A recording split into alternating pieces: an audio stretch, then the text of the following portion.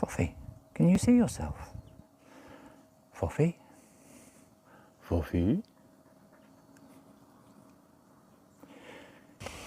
Hello everyone, welcome back to the channel. We've started some building work this week, but you won't see that till next week. So this week, we've just, after finishing the roof, taken our foot off the gas. Sarah only had look at my hair, what a mess. Sarah only had a few days left. She's now gone back to the UK, sadly. So this week, Sarah really wanted to get some trees in the ground before she left. So we've managed to do that. I'm going to show you what we've put in and for why. So Fluffy is now registered to us. She is officially our puppy. So we can now, next week, we can get her inoculated for rabies, parvo and leash. So that's going to get done next week. Amazing. The 3 kittens that we rescued, they've all gone to homes. They've all been adopted, and we've also managed to strike up a deal with the camera and the vets. So the camera pays for the neutering of street cats in our town. The vets are happy to do the neutering on the understanding that I catch them and take them into the vets. So I catch them, I take them to the vets, they get neutered. Now these are street cats, they're fighters, they're survivors, and we have gained their trust, but I think that trust may have been shattered over the last 2 days. I caught 4, all the boys, so that's Tubby, was Scabby Tabby, but now he's Tubby Tabby, Luish, Rui, and Sissy, all the 4 boys. I'd caught them all, they're all in boxes, and then as we were carrying them to the car, they managed to fight their way out of the box. Sissy managed to squeeze himself through a tiny hole in the bottom of a cage and escape. But anyway, we got Rui and we got Tubby to the vets, and they've both been neutered and they've both been released back into the wild here in the town. So I can get the rest of them done. And we can stop having kittens being taken away by wildlife for dinner. So that's this week. If you could please like, comment, share, subscribe, hit the notification bell, and see you next week with some more building work, some very cool building work. Yeah, I'm not very good at keeping secrets, as Sarah might tell you, but I'm going to keep this a secret, so you have to tune in next week. Ciao.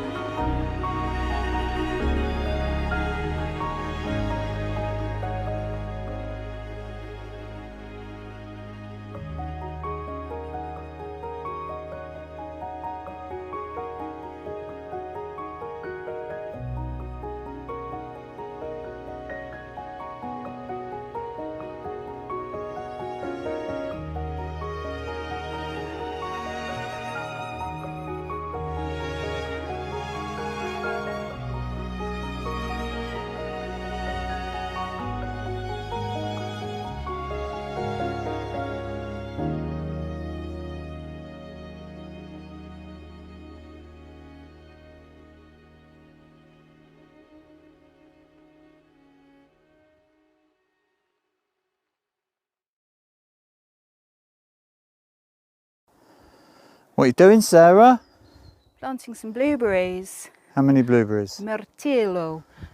We have 4 different blueberry bushes. No, actually we have 3 different blueberry bushes. We've got 3 different types. So we're going to plant the ones that are the same on the outside and then the different ones in the middle, because apparently for blueberries it's quite good if you cross-pollinate them. It gives you better fruits. Okay. So yes, that's what we're doing. Okay, so we've dug the holes. We have. We've watered the holes in. The ground is incredibly dry.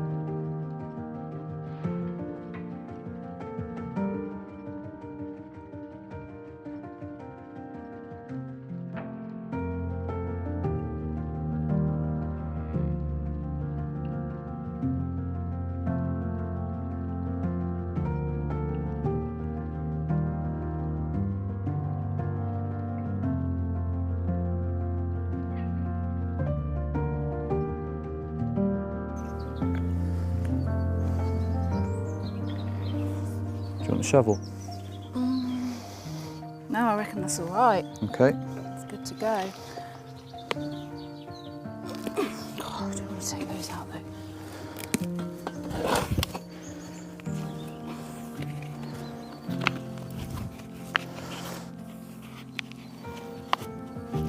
Good girl.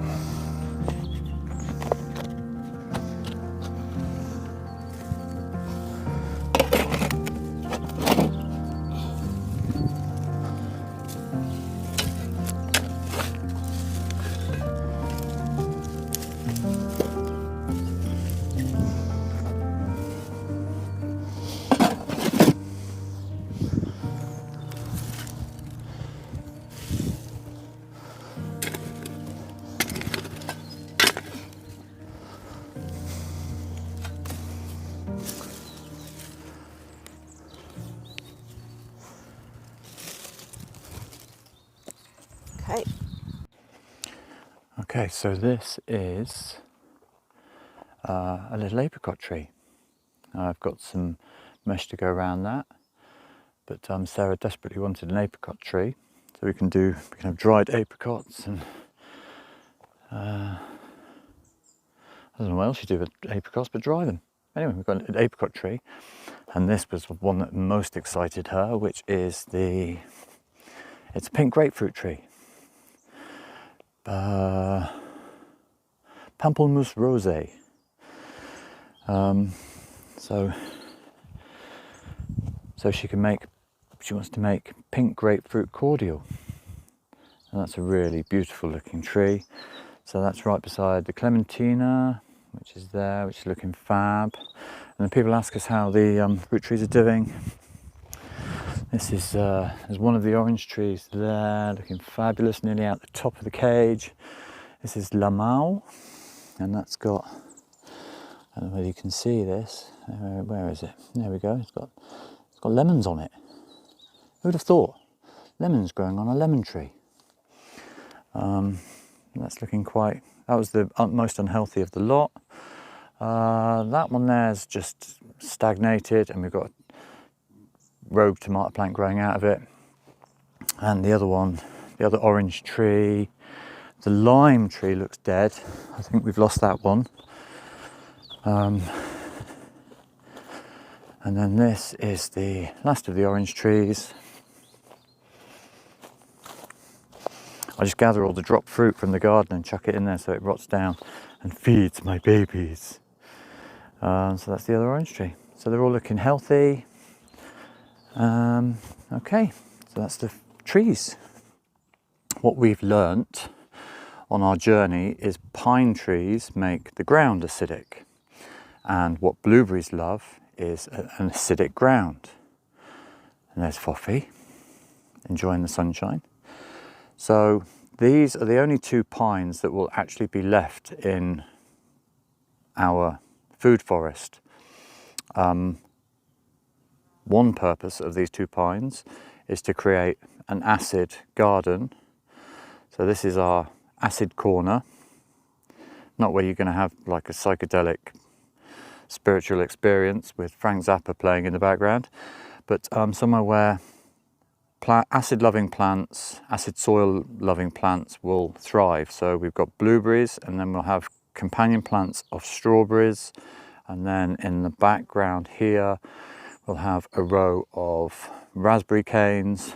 So all the acid loving plants are in this corner. These 2 pines will stay, and the other purpose of these 2 pines is to hold Sarah's hammock. So anyway, the blueberries are nearly in. Foffy's doing so well. She's an absolute little angel, aren't you, Foffy?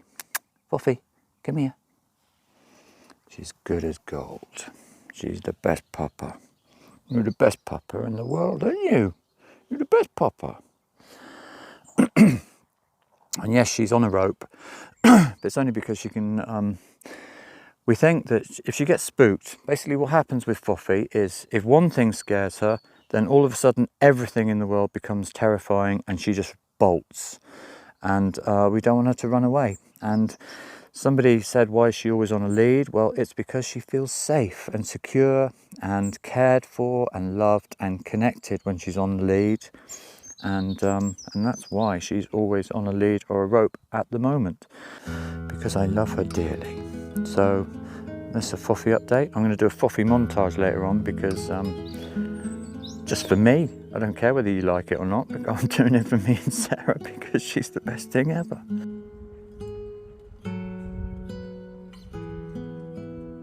Are you the goodest of girls? Are you the best of girls? Are you going inside? Go and lie down. Good girl.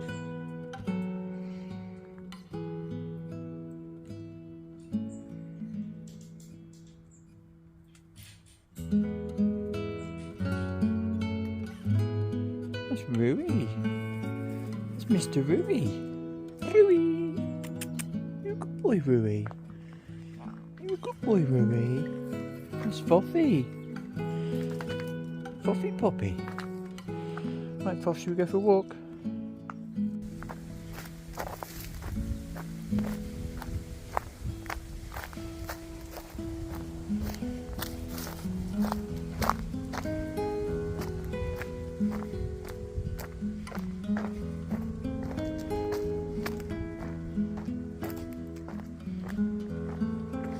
What's over there, Foffy? You've wanted to go over there for ages, haven't you?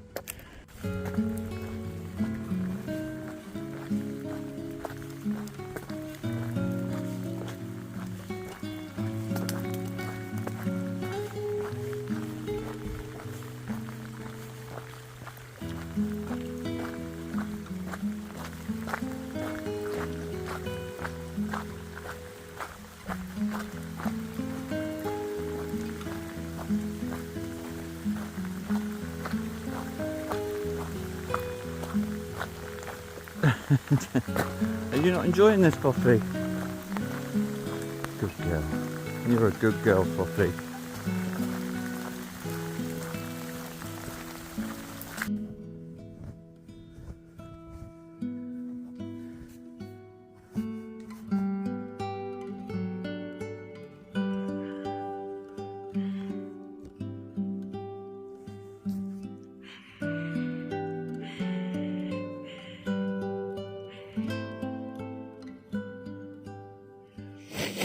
You right, Foffy? You right, Foffy Pops?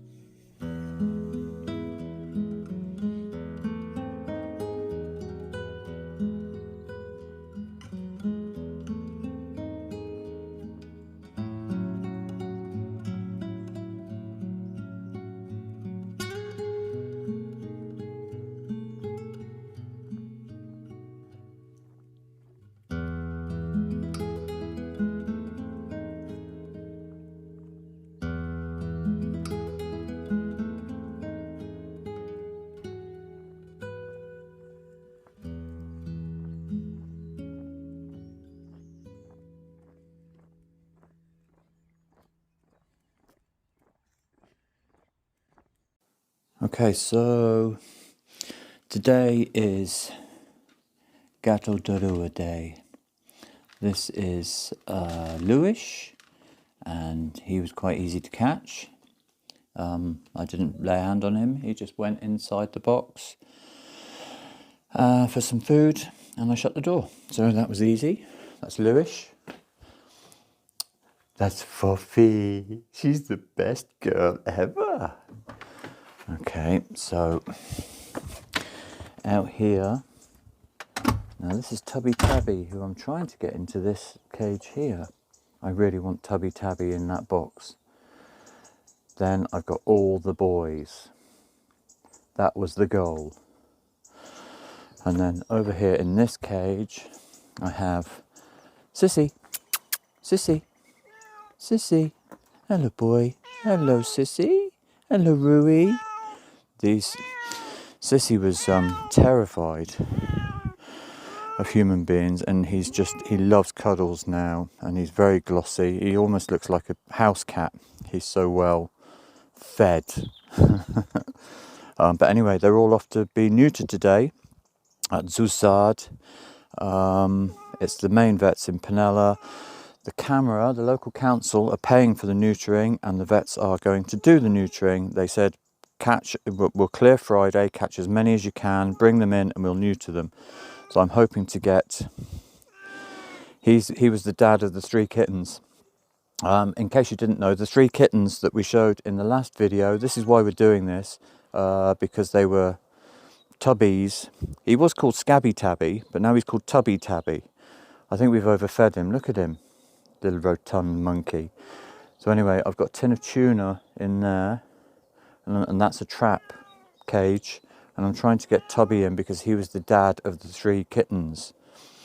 So once all the boys are neutered, then the girls will be a little safer.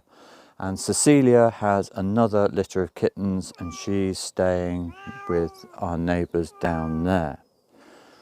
So anyway, this is Operation Gato Darua, and it's been a roaring success. I had a sleepless night worrying about how I was going to catch street cats and get them into boxes. But that was the easy bit. Now we've got to transport them to the vets. Okay.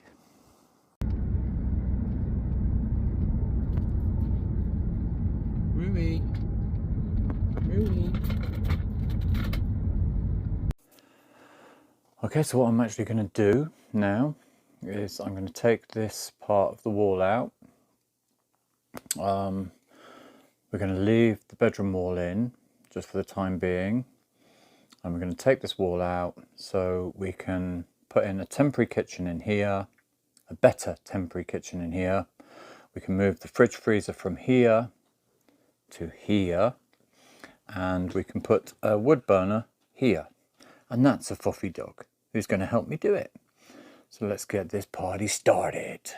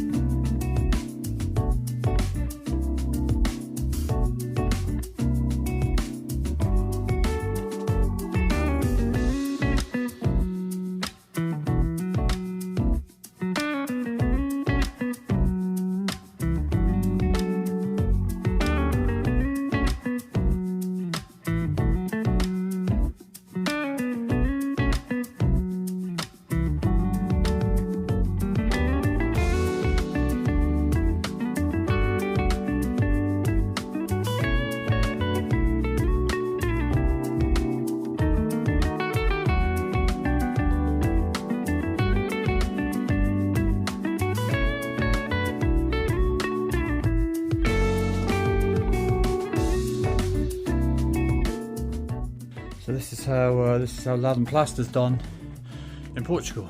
These are the old pieces of timber here, and then they've got these laths which are holding them together this way, and then it's covered in plaster. Very similar to what was done in the UK and the US, I'm guessing. If you know whether it's done like this in the US or used to be done like this in the US, then get in the comments down below. Anyway, let's get this. What a mess. This is where I sleep, this is where I live. Whatever you do, don't show Sarah this.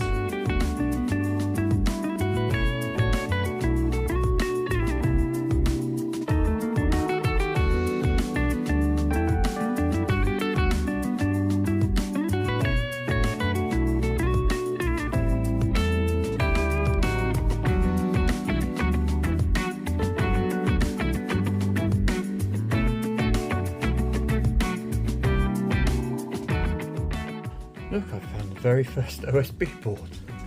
Look at this. Look at all these bits. They're just daubed in there. Bits of wood. Mental. I just snapped off this upright. I'm going to see if I can just pull them apart now, because this is taking forever.